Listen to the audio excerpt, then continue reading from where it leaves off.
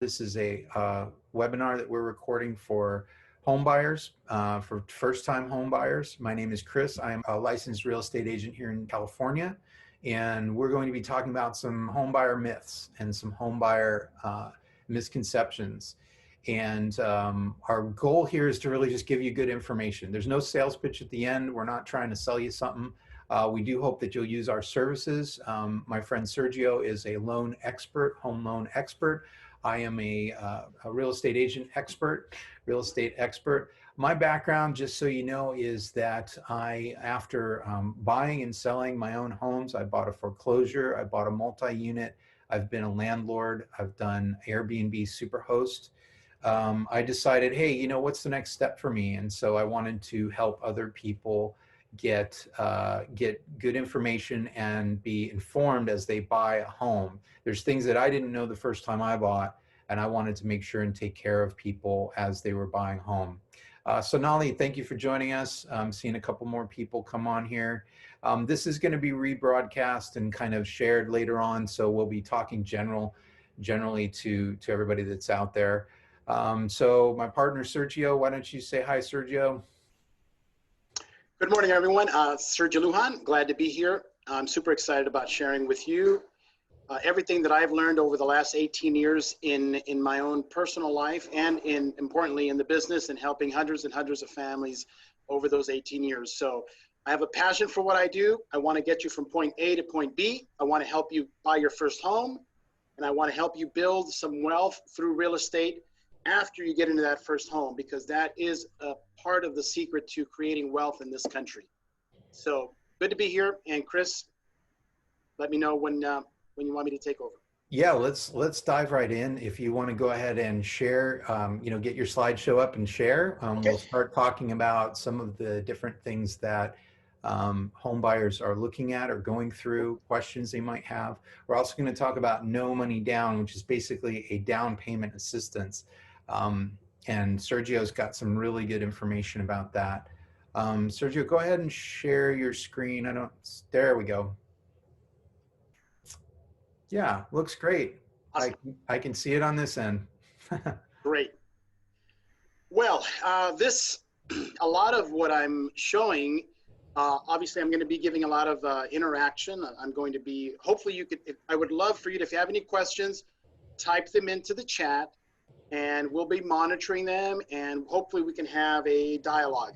Personally, I've been doing this. I found one of my original signups this week. I was doing some cleaning, and one of my first workshops was in 2003. I used to do this a lot for a couple of nonprofits in San Diego, one of them being the MAC Project, and another one was a faith-based organization, where we would go to local libraries and we would have not 1 hour, our class was 8 hours. Wow. We didn't mess around. we had breakfast and lunch, and we were 8 hours. It was a HUD, the Housing Urban Development class, and in those years, this is back in 2002, 2003, they required for you to get your certificate, because you had to get a certificate to take a class. It was an 8-hour class. Now, hey, you can do it on Zoom, you can do it virtually, and it can easily be done for about an hour and a half. So it's funny how the world has changed a lot. Anyway, so just reflecting on that when I saw that. So today I'm excited about sharing this with you. Now today in 2020, there are so many programs that had gone away during the recession. 2007 and 2008 changed the world, as we know. It changed the world as a whole, and then obviously very specifically, it changed real estate. And so over the following 6 years, from 2008 through 2014, they were virtually with the exception of 1 or 2 programs for veterans, there were no programs that gave you 0 down payment. And they did that in protection of the industry. But I started to notice a trend towards the end of 2014 that we started to see a little bit more relaxing of our programs. And so since then, since 15, call it through now, good 5 years, we've seen a lot more, some new, some came back, but the bottom line, these are more options for our buyers, and it's very it's case by case. So today, truly, I'm only showcasing one of the 7 or 8 programs that we have, because I'd be here literally 8 hours if I talked about every single program and its pros and cons, and do you fit into it, do you not fit into it? But that's my job. Eventually, when we get to the point, we'll review your documents, and then we'll go through the programs. We'll go through that, and we'll go more of a deep dive into it. So that was important to kind of give you a little historical background on the programs. They're there, and we'll jump right into this presentation. So please ask questions. And you already know a little bit of who we are. You already know my partner, Chris. You know a little bit of my history. I've bought and sold at least five homes that I can have made note of in my time since 1991. And each one of them, I can tell you the positives and the negatives mistakes that I made also as well during that process. That's not what this meeting is about, but when I sit down with someone on an individual basis, I walk you through some of the mistakes that I've made to help you avoid making those same mistakes. So that's good, because you can learn from my mistakes. Now, one of the things that I wanted to start off with was talking about a very, very real case study. This is an actual family.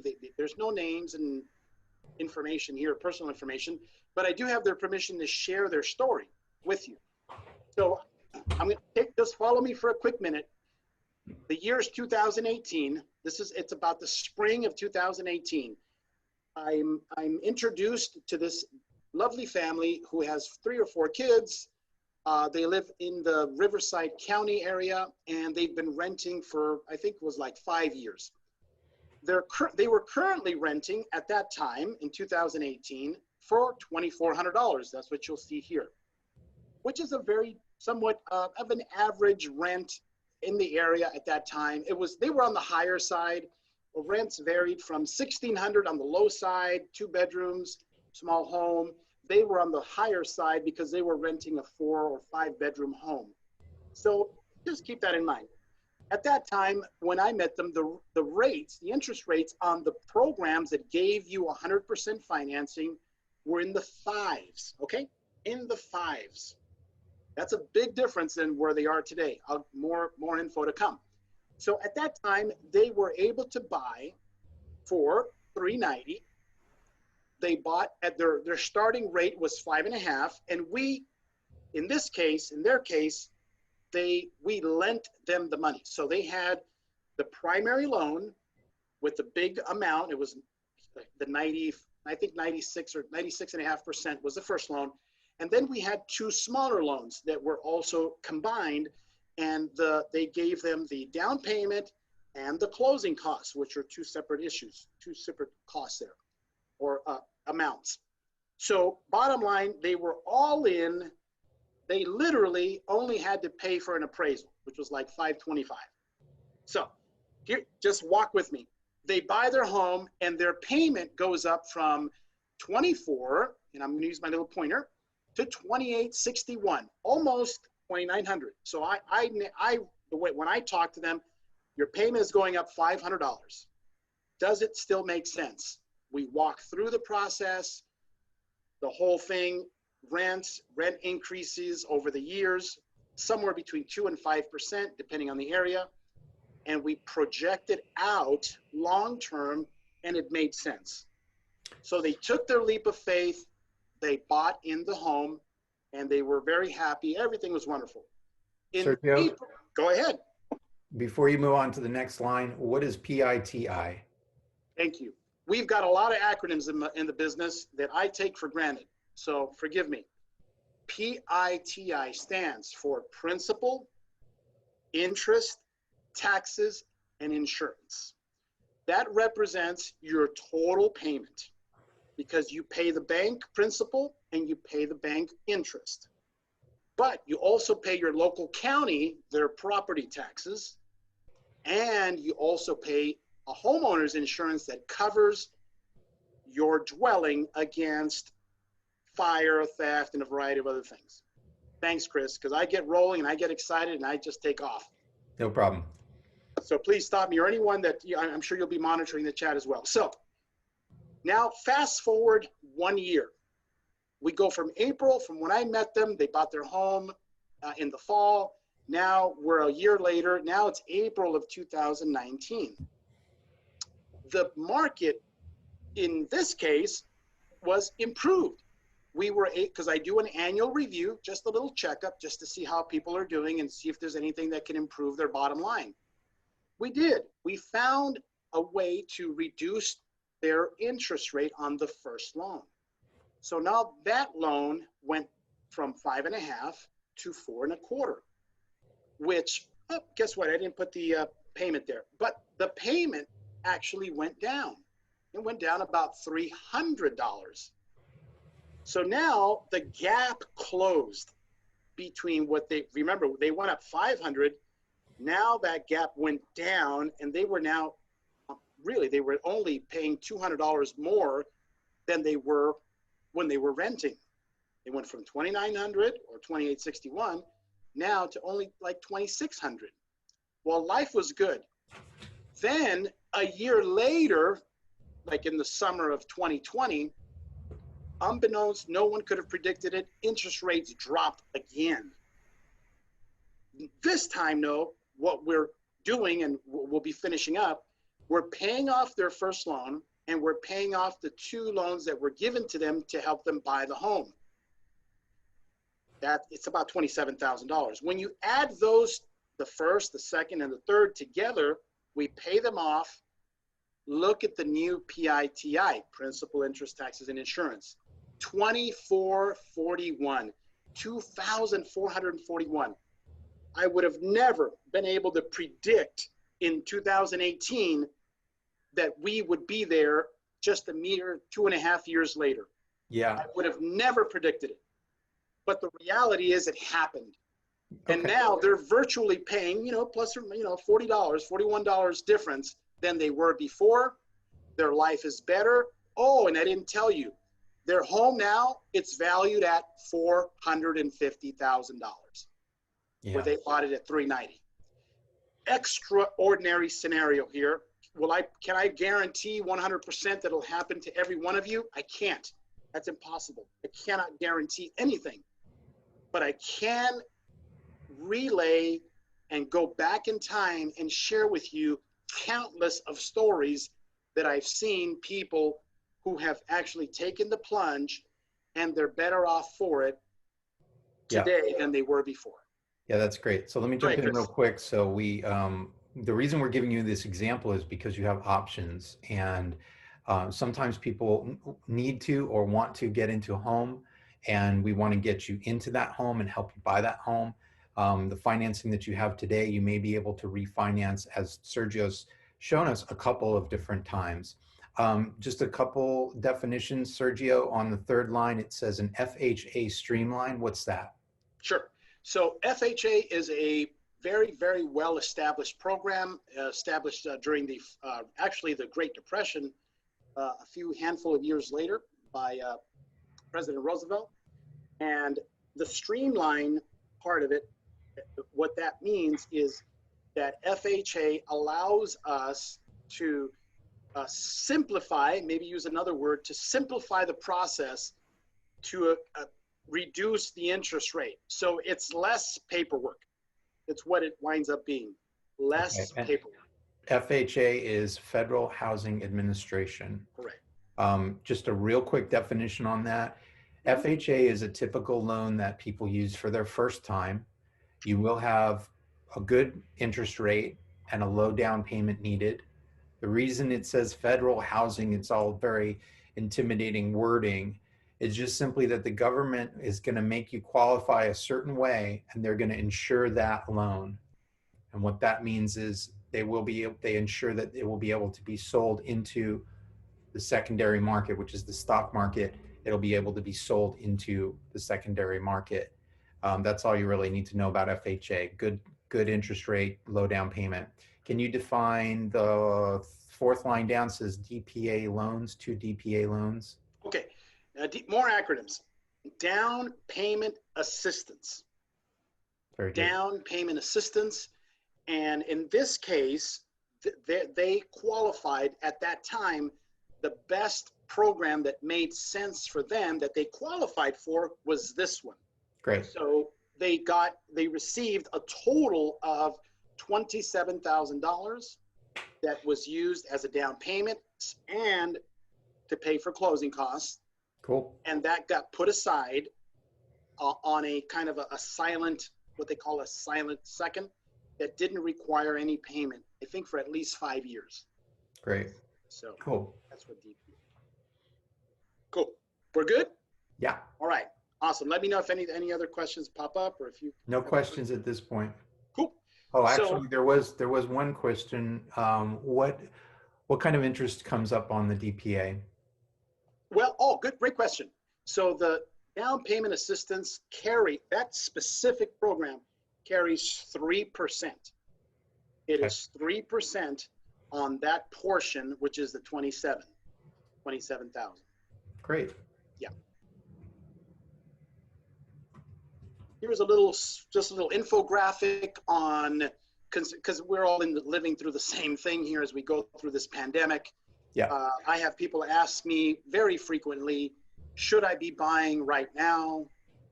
There's plenty of reasons to buy. Here are just a couple of points. Low interest rates, they've been the lowest historically ever. When I got in the business, it was at 6%. The rate at that time was 6% in 2001. Yeah. And now we're at roughly about half of that, which is historic. Yeah. In today's world, we're all working, not all, but a lot of us have been converted to working from home. We're homeschooling now. Who would have thought that our kids would be homeschool mandatory? Obviously, a couple of more points here. The fact that our processes now are they're literally virtual because now there's so much that can be done online, e-signatures, authentication. There's so much that we can do now. And on your side, Chris, I also know that you're doing a lot of virtual tours and things of that nature that try to help people keep safe. So yeah, I want to let people know that you don't have to leave your home to buy a home. I've actually had one client, and I'm working on a second one this year, that we just did video tours. We called on FaceTime, Zoom, Skype, whatever you need. We can show you homes and you don't even have to go. Now, most people want to see the home. They want to walk into the home. But what we do is anything that's needed for this COVID time that we're in. And then I'll just kind of cap off this one, which is building equity. So a lot of people say, well, I can't afford the house that I really want right now. So what's the point?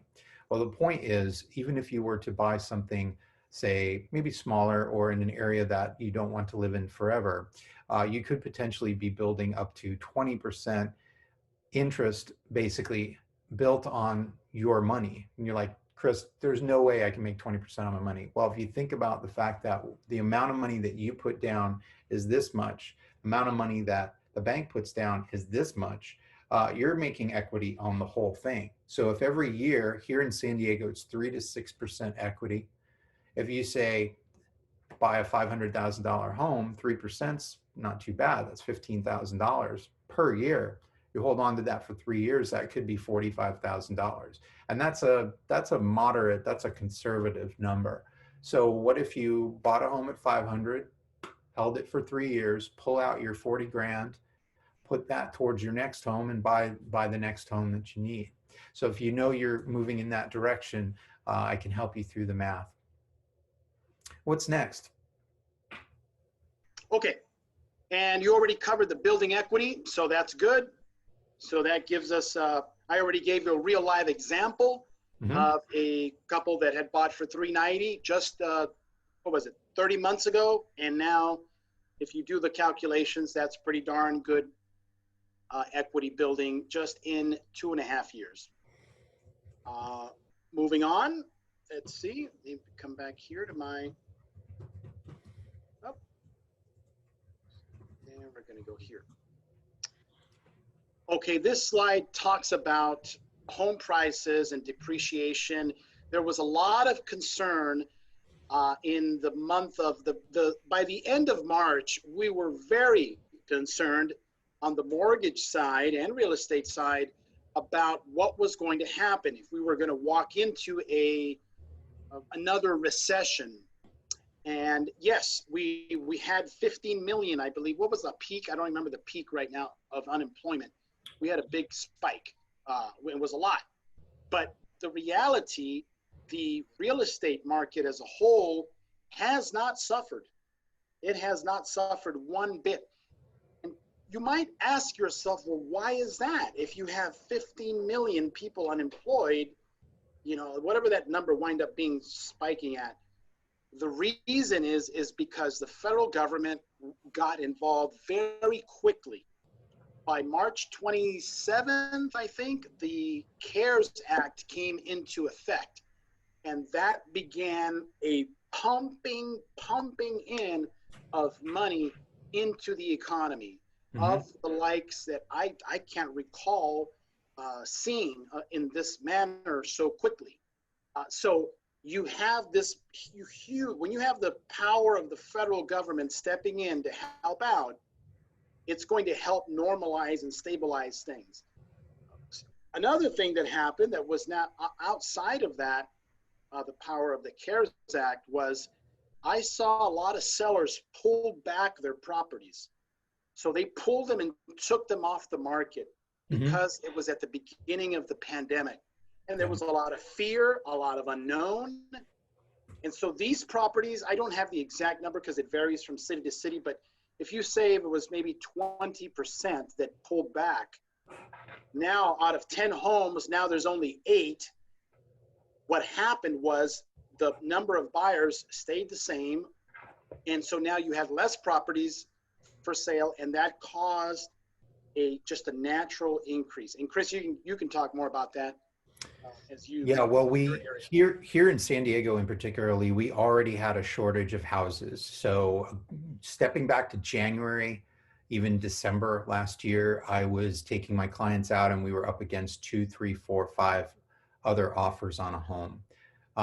That has not changed. That has actually increased. When I say increased, it's a backwards way of saying we actually have more people wanting to buy because of the interest rates, and we still have a low inventory. What were we talking about? Oh, we were talking about the change in 2020. So I want to point out something real quick. There's some concern about foreclosures, and people are wondering if we're going to see some sort of a crash like we did.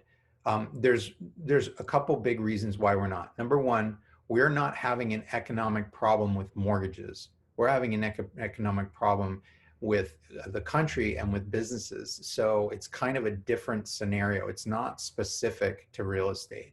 Secondly, a lot of people are taking advantage of what's called forbearance. That is going to save them from losing their house into foreclosure.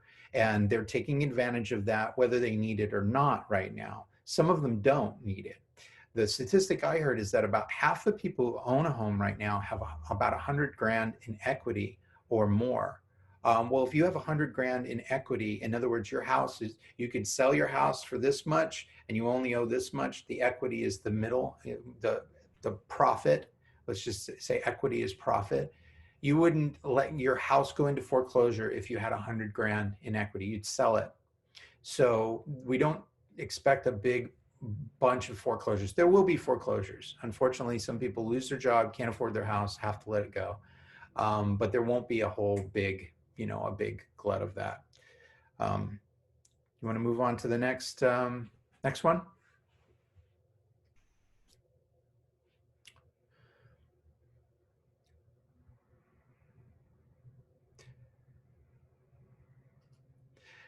So we're going to breeze through this one real quick. What you're seeing up in the top left corner is mortgage rates.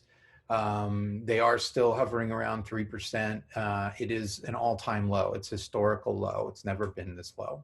So the question is it going to stay? Is it going to change? Right now, the federal government, because of what's happening, wants to keep the interest rate low. They're going to do what they can to keep the economy stable. They don't want things getting out of control. So we expect these interest rates to stay for a little while. Nobody knows how long. The election's pretty much over, so we expect things to kind of, we'll know in January kind of what the outlook is for at least the first quarter of next year. Yeah, down there in the right-hand corner, I want to point that out too. I said before, 3 to 6% equity per year. So when you're looking at your home, let's say your home that you want to buy is $300,000, 3% of that is $9,000. So about $9,000 a year will grow in equity. And that is money that you can take out when you sell it. Now, there is a cost to sell your home as well as to buy your home. There are what's called closing costs. But you still will make a profit on your home historically here in San Diego. So I think we can move on to the next slide.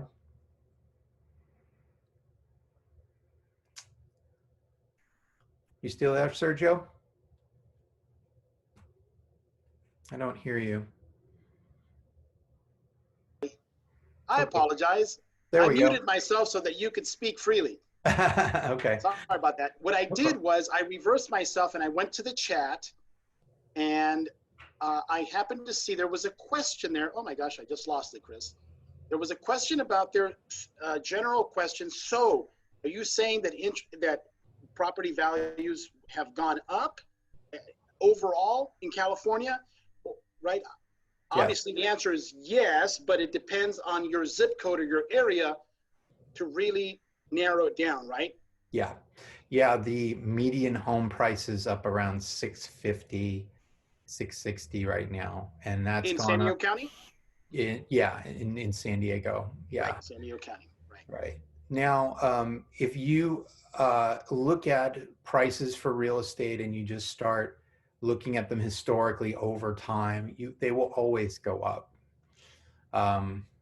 They may go down a little bit, but they will always go up eventually. A lot of people talk about 2007, 2008 crash as a very unique situation, and there's a lot of things protecting us from that.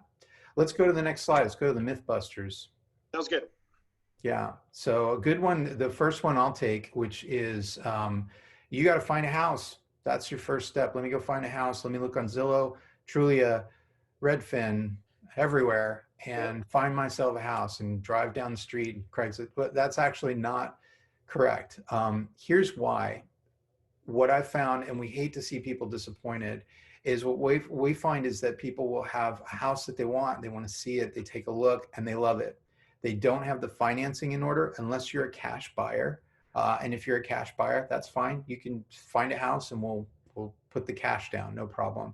But most people are looking for a loan, some sort of a mortgage. And so they find the house and they don't have a lender set up. Now, it can, with Sergio as a lender, and he can fix that within, 24 to 48 hours, but it's kind of a rush to get all the paperwork together, okay? So you want to get your financing in order first. So you want to have your home loan pre-approval.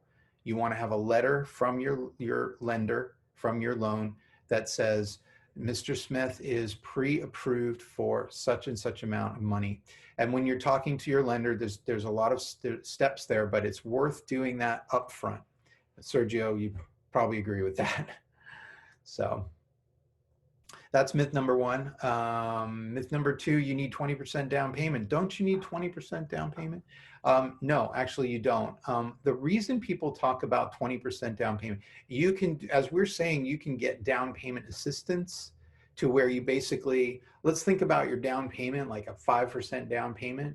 If you need help with that, you don't have all that money, you can take out a second loan for that down payment assistance. Well, why would you do that? Why would you leverage yourself that way, which means put on more debt? The reason you might do that is because you're going to get into a home now, you're going to build equity on that home, you're only paying a payment every month, okay? You don't have to come up with $300,000 to buy a house. You're making a small payment, you're building your equity, and in 3 to 5 years you sell it and you pull your equity out. You've actually made money while paying your mortgage instead of paying rent. As we all know, rent, there's never a return. You're not going to make any interest on your rent payments. You're paying somebody else's mortgage. 20% down, here's why people talk about 20% down. That's because at a 20% down payment is where your your primary mortgage insurance goes away. So you get a loan, you buy a house, the lender wants insurance in case you stop paying your mortgage. That's called mortgage insurance. So you've got, separate from homeowners insurance, got mortgage insurance. At 20% down payment, mortgage insurance goes away. And it can be $100, $150 a month. So that's a savings for you. Yeah. Sergio, you want to talk about myth number 3? Sounds good. So there's 3 areas that this is important to cover. There's 3 areas that we look at when we're looking to qualify someone for a home. Number 1, the one that's most kind of common, is like, what's your FICO score, right? We live in the world of this new FICO scoring system. The other is your down payment, which I'm telling you there's resources available to handle the down payment. And then the third area is your employment history, your ability to create income. So those are the 3 basic areas. I'm focusing in right now on this one, which is your score. People think you need 700, 750, 800 FICO score. You don't. People wouldn't even realize that with as low as a 620, you can qualify, depending on the circumstance, depending on the program. There's a lot of you've got to go through the checklist, but as low as 620. Then the next step up is 660, and then the next tier is 680. So it is conceivable that if you have a 621 score, that you can buy. Now, if you have a lower score than 620, then you have to go on what I call the path towards a little credit improvement. We've got to look at to see what's holding you down. Do you have collections? Are they legitimate, illegitimate? There's other things that we have to step and look at. That process can take anywhere from 3 to 6 months to work your way through it, because there may be issues there that may have to be dealt with, and you need some patience to do that. That's a different scenario. But it's important for me to mention, because we don't discard you. We try to help you and work with you to get you up to that minimum threshold. So that's important for you to note. Yeah. Is that cool? Yeah. All right. Let's hit the last one real quick, which is just that it's supposed to say I can only qualify for down payment assistance with low income. That is not true either. That's true. That's correct. We're getting some questions about DPA. So Sure. I'm not sure. What did you have planned next? Oh, let's see. Well, we can stop and answer questions. I love answering questions. Okay. So go right ahead.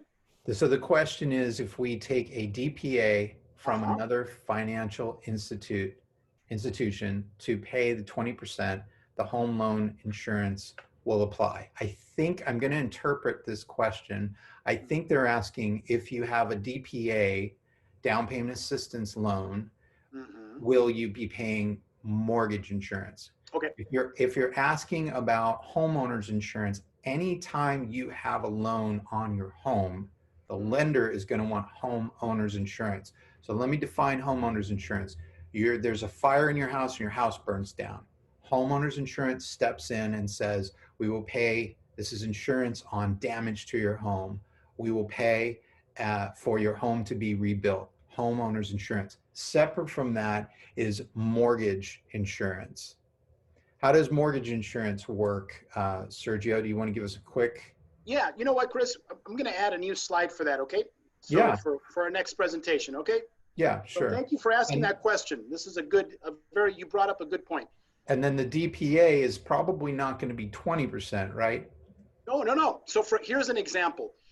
If you have I'm thinking right now of a program, very specific right now in the moment. I'm thinking of a program that's in San Diego, and that program brings to the table 17%. The buyer has to come in with 3%. So you've got 17 plus 3, it's 20. Once you hit that 20% threshold, now there is no mortgage insurance attached to your loan. Oh, okay. Okay. Even if you have a DPA? That 17% that I mentioned, that is considered, and it is a DPA. It stays on the property. In that case, it stays on the property until you sell. And when you sell, you pay that DPA back to the organization. In that scenario, okay, in that scenario. But the moral of the story is you do not pay mortgage insurance once you hit the 20% equity, meaning okay. down payment. So I hope that answers, and if it doesn't, please respond in the chat. I learned something new. One thing we definitely want you to walk away with is that these questions are very easily answered by somebody like Sergio. I recommend him because I find that he's very, very knowledgeable and he explains everything very well. But if you already have a lender, call your lender, say, hey, how does it work for DPA, et cetera, and get kind of that information. So as we get more into specifics, it's going to be talking to a lender. I got to tell you something, because this is the truth. I've met people just this year and along the way that they'll tell me, Sergio, my lender doesn't talk about DPAs, you know, or I went back to him or her and told them about DPA and they say they don't have it, or no, they don't exist. Here's the bottom line. DPAs are a labor of love. I swear to you, from our point of view, because I've been in rooms, I've been in conversations with my colleagues, and they'll say, Sergio, I offer them, but I really don't offer them because they're too much work. We don't get paid on it enough. Yeah. Which is true. There is a reduction. There's a reduction in compensation because these are nonprofits. These are state, federal organizations, and they're not in the private industry. Yeah. So it's sad to say that it's a sad commentary that there's some lenders that either A, they don't offer them at all. Yeah. Or if they do, they don't want to promote them because it's more work and you get paid less. I mean, right? But that's not the case here. That's not the case here. We have these programs, they're available. Not only do we want to help you get in a home and build wealth, we want to help you create wealth over the long-term period of your life.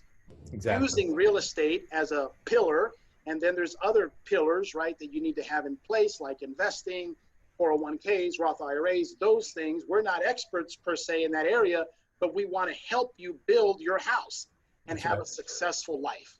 Yep. So that's important for you to know. When you ask, they may not know about it, or they may tell you, we don't offer them here. Just a little disclosure. All right, let's move on to the next subject. We've covered a little bit of the minimum FICO here. Yep. I just go a little deeper into it without getting lost in the weeds, because when you're talking about credit modeling and scores, you can spend an hour and a half just talking about this. Right. But I've taken just some main basic points. Minimum FICO score, 620, you already heard that. You do need a minimum of 3 trade lines. And those trade lines, let me define them. Those are either credit cards, car loans, installment loans, things of that nature. And then we're looking for you not, you see me shaking my head, not to have any foreclosure collections or auto repos on your credit within the last 7 years. And we know that life happens, things happen from time to time. We can look at it on a case-by-case basis, but we're trying to, if you don't have those things, it's a little easier for you to get through. Or if you have had them happen and they're more than 7 years, then it's a non-issue. It doesn't affect you any longer. And a lot of people think about that. Yeah. Can you help me understand why does the lender want to see 3 trade lines? Why do they want to see that? That seems like a bad thing to me. I've got a car loan and I've got a credit card. Why do they want to see that? It's an interesting logic behind it. What they're trying to assess, that you are able to carry credit. that you're able to debt service, that you're able to prove responsible credit management. That's right. In your life. Yeah. And so it's a tricky thing Yeah. because of, and it's a little bit contrary to what we think inside, you know, less credit is better. Right. But the reality is, in order to generate a score, if you have zero activity and you've had it zero activity for the last 2 years, you won't generate a score. Yeah. So just a quick comment. The credit scores out there are, you know, it's kind of it's a weird necessary evil. Okay, I'm just gonna say it. If you were a person who worked really hard, had a great business, you paid cash for everything, you never financed a car or anything, your credit score would be bad. It would be very low. However, you might be very successful and you have no debt and you're doing great in life, but you're not using credit. So when we go to a lender, we're asking for a lot of credit from the lender, a lot of money to be put on a loan. They want to know, what's your history with credit? And if you don't have a history, they say, well, we don't know how you're going to handle this. We don't know. Okay, you've got great income and you've got $100 million stashed underneath your bed, but we don't know if you actually pay your bills. We don't know if you actually pay your credit card, or if you had one, you would pay it. So this is kind of a crazy example to say, yep, but you could be very cash rich and not have a credit score. So it seems a little weird, but they want to see that you've had 3 credit lines and then you've taken care of them. One of the best things you can do is this: get a credit card, use less than 30% of the limit at all times. Don't ever go past 30%. Pay it every month without fail. You will get a credit score. It will be a good score. It will be fast. So quick story, I was late on 1 payment this year because I turned off my auto payment, forgot to turn it on. My credit score took a dive. And at the same month, I had actually put too much on my credit card. I just paid some medical bills and I put it on the credit card, and my usage, so here's my limit on my credit card, it went up too far and my credit score went down. Well, what did I do? I paid off that credit card, that went away. I made my payments on time and my credit score just went right back up. So just a little side note on credit. That is great. Okay, what's next? Great example. Chris, just a second here. I didn't realize give me a second, I dropped something. I dropped my cable to my laptop. Bingo, now I have power. Okay, thank you. Okay, we're moving on. We're going to the next slide. And now this is like it's an example of what people, how much can I afford? People always will ask, how much can I afford? I'm giving you a very general number. There is wiggle room, both up, depending on the type of loan that we use and the type of program. So, but this is a very safe number. When banks typically look at somewhere between 42 to max, or 45, I'm using 45 as a max, of your gross income. So I give you an example here. Assume mom and dad both make $50,000 and $50,000. We have a combined income of $100,000, which is a monthly income of $83.33 combined. That $100,000 could be 3 people. It could be mom, dad, and son. Doesn't matter. We take 45% of that number. That's the number that is considered to be the maximum, as a general rule, for your inclusive of your home mortgage payment, your PITI, and any other debts. So if you can see there, it's $33,750. If you had a total credit card and car payments of $1,000, that means that $2,750 could be used towards your home purchase or your total PITI. So it's a combined number is what it is, of your debts plus your payment, your home payment, or PITI. Yeah, that's good. Very simplified 2-minute explanation. Yeah, so let's say I make let's use round numbers. I make Sure. $10,000 a month. I have my rent is 20, let's say I have a loan that I'm paying for whatever, student car, whatever, and that's $1,000. So really I'm down at 9,000 income. I take away whatever my other payment is for what else would I need to take out of that? Well, Anything that's else? the beautiful part in a sense. When I say beautiful, we do not count, we do not life insurance, utilities, Okay. things of that nature. We're only looking at things that are on your credit report. Things like loans, car loans, credit cards, lines of credit, Got it. things of that nature. Okay. And then whatever's left after those payments, I take 45% of that, and that's about what I can afford, or what the bank's going to consider that I can afford on a loan payment for a house. So in your example that you just gave of $10,000, if you had $10,000 coming in, the bank looks at, okay, 45% of that, that's 4,500, right? 4,500.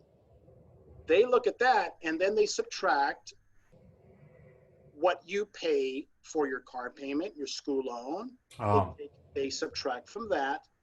And then what's left over. So what's left over is what you can actually afford towards purchasing a home. great. That's So, my job. That's yeah, why I have a job, yeah, because I have to figure that out. I have to look at the numbers, massage the numbers. Sometimes there's things that we can do depending on the program. We can go higher. Like if you, let's suppose you found a home, and let's suppose that your home with the down payment assistance program, you only qualified for, I'm just going to use a round number, for 500, but the home that you're looking at is really at 550. And so there's a discrepancy. And I say, well, if you want, you could use this other way of doing it, which would mean you would come in with 3% of your own money. And there's more flexibility when you bring in your own money. Now I could raise that 45% ratio to 50%. And now all of a sudden you qualify because you're not under the rules of the down payment assistance program. yeah. That's Okay. a for instance. Okay. As a for instance. Yeah. And we could get do, around that. right. We could do a dozen different examples. Yeah, So the exactly. thing that we want you to hear, if you don't hear anything else right now, Mm-hmm. is talk to a lender. Call Correct. Sergio, call somebody like him if you want, Yep. and make sure that you get the information directly around your circumstances, That's right. your income, your payments, your everything with your household. And I will say this in addition: if you're making maybe you just started in your career and your income isn't what you want it to be, and you've got a car loan and you've got some things, you say, you know what, Chris, there's no way I can afford right now. Okay, that's fine. And maybe you might be right. But wouldn't you like to have a good plan so that in 6 months or a year, or when you get a raise or you get another job, you're actually ready to move into the type of house or housing that you'd like to own instead of rent? My personal example, I was working a salaried job. I was making $35,000, $40,000, not here in San Diego, different place. And I spoke to a lender and he said, you're not ready to buy. We can't qualify you right now. Okay, what do I need to do? You need to pay off this credit card. You need to get a raise. Go ask your boss for a raise, which I did, and he gave me it. And in 6 months, I think it was actually more like 8 or 10 months, I was ready to go. What we say in our industry is this is a long game and it's a journey. And so we want to, to help you get to that. Okay, so let's move on. We're running out of time here. So what else we got? Yeah. Time is flying by quickly. Okay. We've kind of covered this, Chris, already a little bit here, just in conversation. Yep. You just covered it. I mean, Yep. just now. Talk to a Yep. mortgage lender, check and keep your credit score up. Don't make big purchases, pay down credit cards, and stay in the same industry. What does that mean?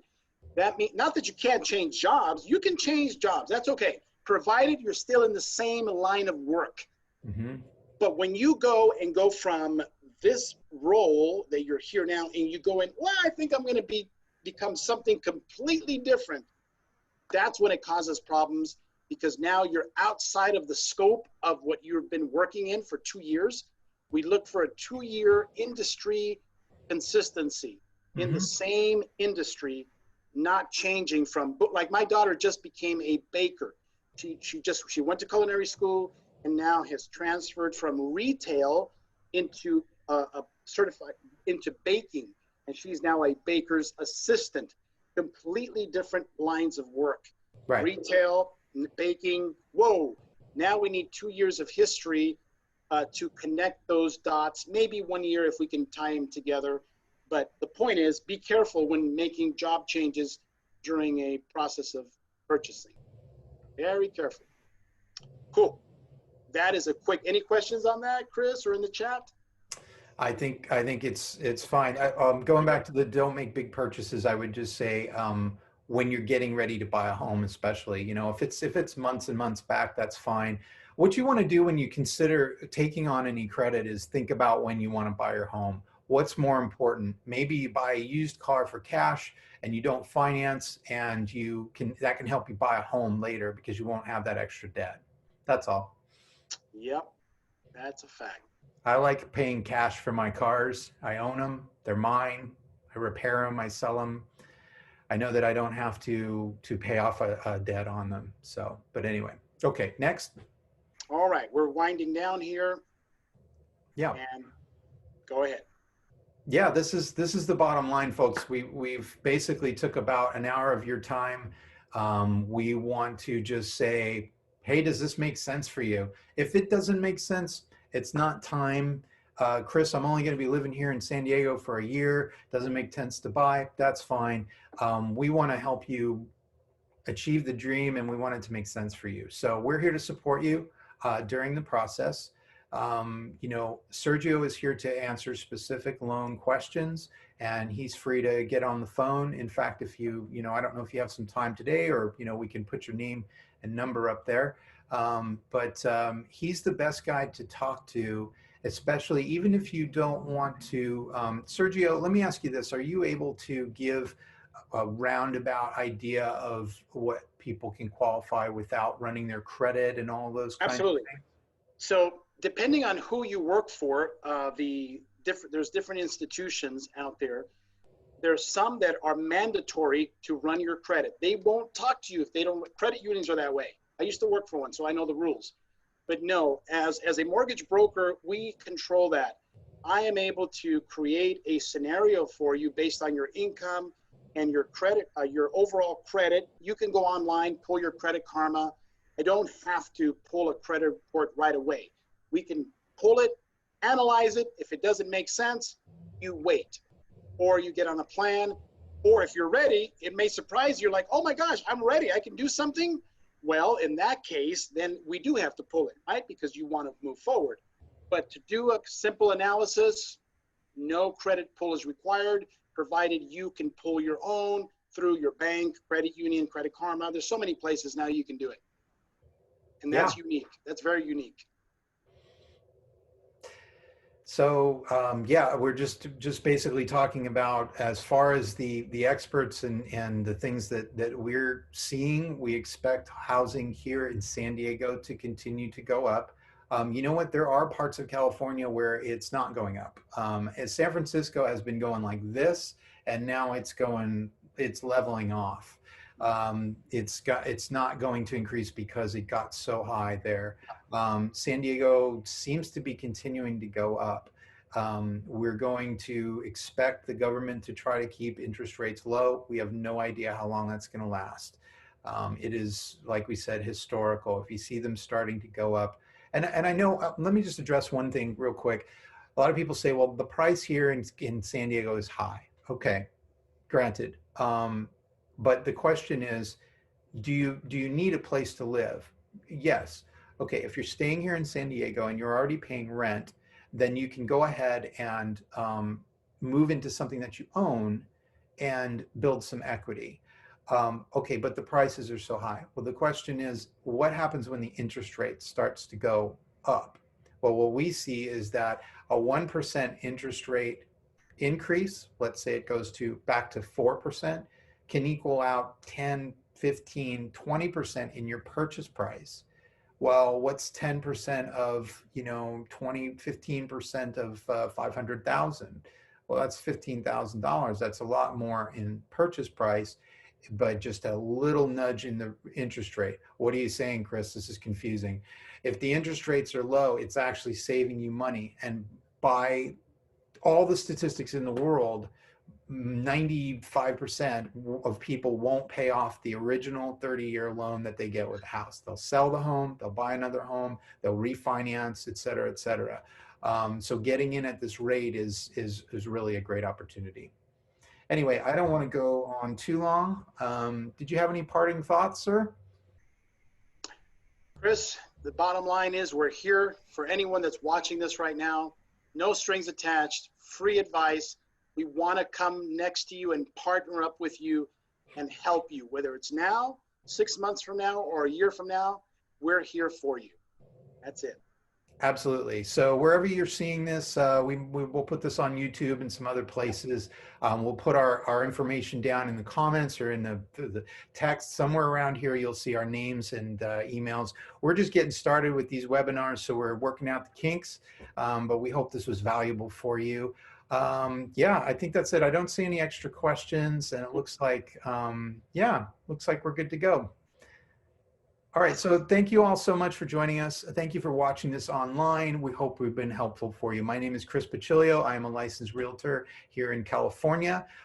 This has been Sergio Lujan with the Sergio Lujan Group. He is a licensed loan expert in California. We can answer your California questions. Oh, we had a chat question. Oh, thank you. We got a thank you from somebody. It was very great to help you out, and we hope you have a great day. Thank you so much.